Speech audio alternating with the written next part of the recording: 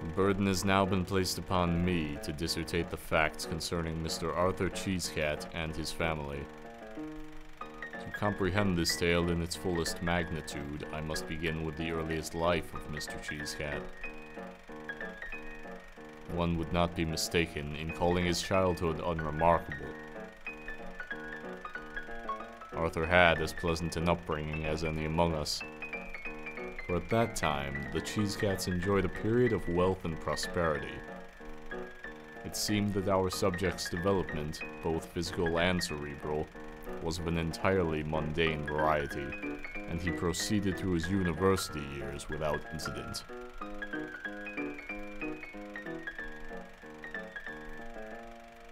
By all reliable accounts, it was at this time that Mr. Cheesecat first made the acquaintance of his future wife.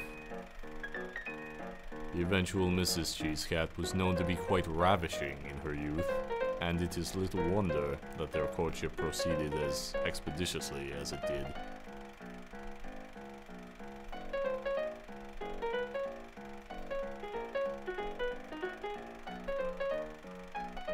After all, the Cheesecat men had always been philanderers of the highest order.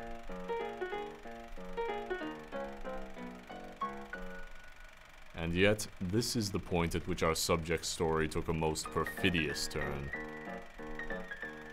It was Mr. Cheesecat's great misfortune to hold a degree in chiffoniering, a career recently antiquated by the advances in industry overtaking our country. He surely would have vanished to a life of impoverished obscurity, if not for a seemingly fortuitous note.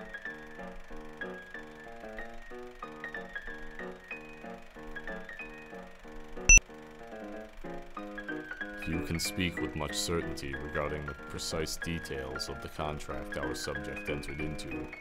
The only definite facts remain that Mr. Cheesecat would go on to perpetrate countless crimes of the most diabolical and hideous variety.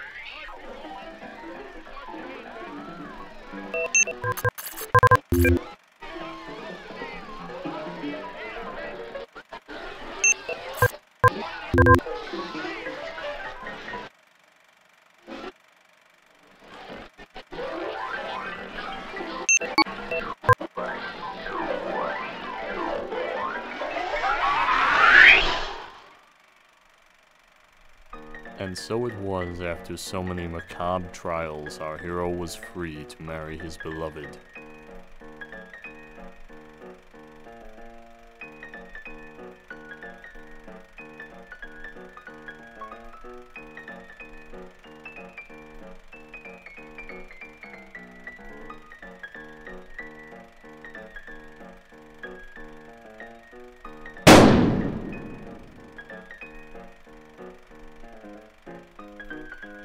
Mr. Cheesecat's demise is as much a mystery as any other part of his existence. As it happened, police arrived one Sunday morning to find the late Mr. Arthur Cheesecat deceased in his own home, by way of a gunshot wound undoubtedly delivered by his own hand.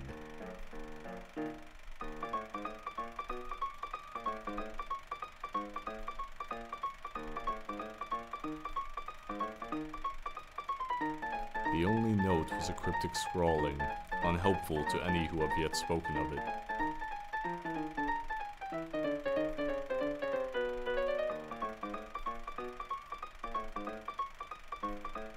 The troubling matters of both his suicide and unprecedented capacity for violence has yet to be resolved, and it has been the opinion of all those involved that it is a mystery better left to the disintegration of time.